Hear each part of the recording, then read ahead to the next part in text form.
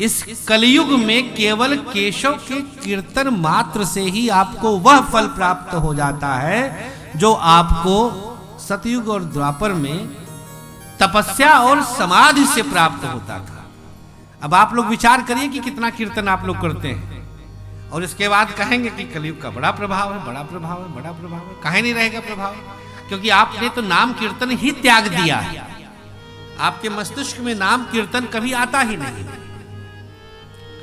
हालांकि ये भी भगवान की भक्ति से ही प्राप्त होता है, मतलब भक्ति क्या, उनकी कृपा से प्राप्त होता है। हम भी मुक्त भोगी रहे, अब हुई है कृपा तो सब छोड़कर वृंदावन वासी बन गए। अब वहां भगवान, वहां तो रिक्शे वाले से भी आप राधे राधे राधे राधे, हर जगह राधा है। ये भगवान की बहुत बड़ी कृपा होती है कि हमें इस प्रकार के धामों में रहने का सुअवसर मिल जाए। श्री जी की कृपा है जहां पर भक्ति बिना किसी कारण से जागृत हो जाती है, और न केवल जागृत होती, तरुणी हो जाती है। भक्ति के लिए कोई प्रयास नहीं किया, लेकिन ज्ञान और वैराग्य के लिए प्रयास करना पड़ेगा। उसके लिए गुरु धारण करना पड़ेगा, उसके लिए कहीं ना कहीं किसी का सहारा लेना पड़ेगा, कोई उंगली पकड़नी पड़ेगी। क्योंकि नारद भी फेल हो रहे हैं। नारद फेल हो गए, मतलब ज्ञान और वैराग्य को जगाने में तो आप सहजता से कल्पना कर सकते हैं कि अगर नारद फेल हो गए तो हम आप कैसे आगे बढ़ सकते हैं, हम आप कैसे उस पथ पर आगे बढ़ सकते हैं जहां पर ज्ञान और वैराग्य रहते हैं। हमारे आपके लिए आसान नहीं है। इसीलिए हमारे शास्त्रों में गुरु की महिमा बखानी गई है। गोविंद से पहले गुरु के ध्यान की बात की जाती है। यही कारण है कि ज्ञान और वैराग्य, ज्ञान शब्द ही गुरु से है भाई, और कोई ज्ञान दे थोड़ी सकता है। आपके प्रयास से ज्ञान नहीं प्राप्त होगा। गुरु बस कृपा कर दे तो समस्त वेद पुराण हृदय में प्रकट हो जाते हैं। कैसे? गुरु की कृपा से। अगर उसकी कृपा हो जाए तो आप ज्ञान हृदय में प्राप्त कर सकते हैं। इतनी बड़ी चीज। तो नारद कहते हैं, भक्ति महारानी, अगर इस कलयुग में केवल नाम संकीर्तन से आपको केशव के दर्शन का लाभ हो रहा है,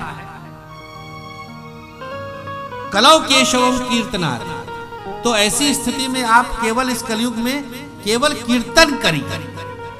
कीर्तनात् पंचमी विभक्ति, कीर्तन से, वो चीज आपको कीर्तन से प्राप्त हो जाती है।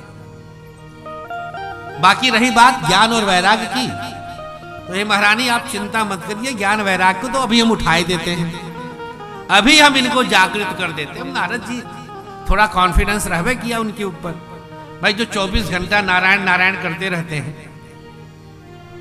जब वो कह दिए कि अभी हम इनको जगा देते हैं, इसका मतलब कि बड़ी बात होगी। भक्ति महारानी हाथ जोड़ ली, कहे कि अब बस, अब आपको हम विदेश तो नहीं जाने देंगे। पता चला कि वहां आप जा करके वहां आपका भी नाम कुछ उंग पुंग सुंग हो जाए, तो हम ऐसे थोड़ी चाहेंगे। यही रहिए आप हमारे यहां भक्ति बन करके। रोकते हैं और जागृत करने का प्रयास करते हैं। किसे? ज्ञान और वैराग्य को। हे ज्ञान महाराज उठो, हे वैराग्य महाराज उठो, झकझोरते हैं, जगाते हैं। वेद पुराण भगवत गीता आदि के जलों का सिंचन करते हैं, लेकिन थोड़ी देर के लिए हिल डुल लेते थे वो, लेकिन पुनः अचेतावस्था में आ जाते थे। थोड़ी थोड़ी चेतना आए, फिर चली जाए, फिर चेतना आए, फिर चली जाए। बहुत प्रयास किया नारद ने और थक ही गए थे कि तभी आकाशवाणी होती है। क्या आकाशवाणी होती है? उद्यम है सफलस्तेयम भविष्यति न संशयः। सत्कर्म के द्वारा तुम्हारा उद्यम सफल होगा, इसमें कोई संशय नहीं है। नारद बोले, माने अभी तक हम क्या कर रहे थे? सत्कर्म नहीं कर रहे थे क्या? भाई वेद पुराणों का श्रवण कराना इससे बड़ा सत्कर्म क्या है। अब ये नया सत्कर्म आकाशवाणी क्या कहना चाहती है, किस सत्कर्म की बात कर रही है आकाशवाणी। भाई सत्कर्म यही होता जो सज्जनों के द्वारा बताया गया सत्कर्म है। दान, वेद अध्ययन, पुराण अध्ययन, भगवान चिंतन, संकीर्तन आदि ही सत्कर्म है। यही अच्छा कर्म है सत्कर्म, जो सत्य कर्म है।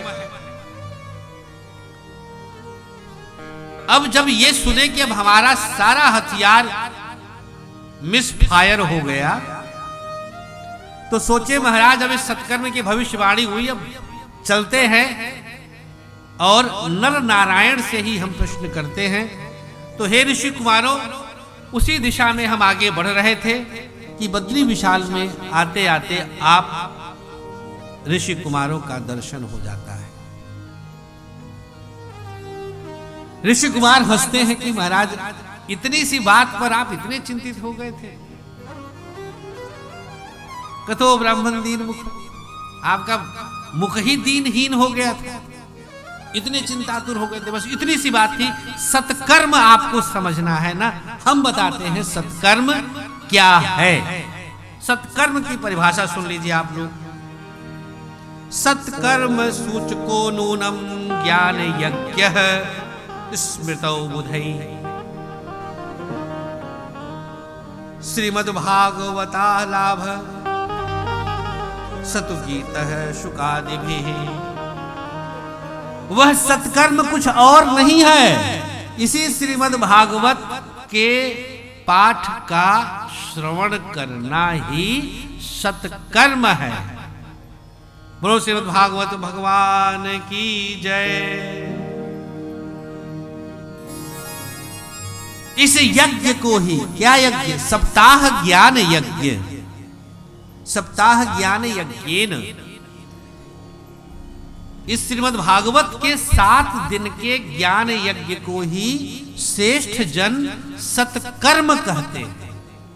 मतलब अब तक हम लोग जो सत्कर्म जानते थे सब बेकार। हमको लगता था भैया किसी रिक्शे वाले को पानी की बोतल दे दिया सत्कर्म हो गया। नहीं, उस प्रभु को समझ लेना। गीता क्या कहती है, श्रीमद् भागवत का तो पूरा सार क्या है? एक अकेला सिर्फ ईश्वर है, उस परम सत्ता को पकड़ लेना, उस परम सत्ता को ग्रहण कर लेना, उसको अखबार में अपने भर लेना, यही गीता है। यही गीता है, निचोड़ पूरी गीता का। ये आए चले गए, पृथ्वी नहीं रही, ये हुआ खत्म हो गया, पृथ्वी नहीं रही। और सबने ईश्वर को पाने के लिए ही सत्कर्म किया, भगवान का भजन किया, भगवान को समझा, उसके अस्तित्व को पाया, उसके अस्तित्व को जाना कि ईश्वर है क्या। अर्जुन को जब मोह व्याप्त हुआ तो गीता के उपदेश में भगवान सिर्फ यही निचोड़ कहते हैं कि अरे तुम किस बात की चिंता करते हो अर्जुन, तो सब मरे हैं, ये सब हमारी माया ही है, यही बताते और कुछ नहीं बताया, बस इतना ही। तुम मार कहां रहे हो? और यही भागवत गीता है, निचोड़ यही है।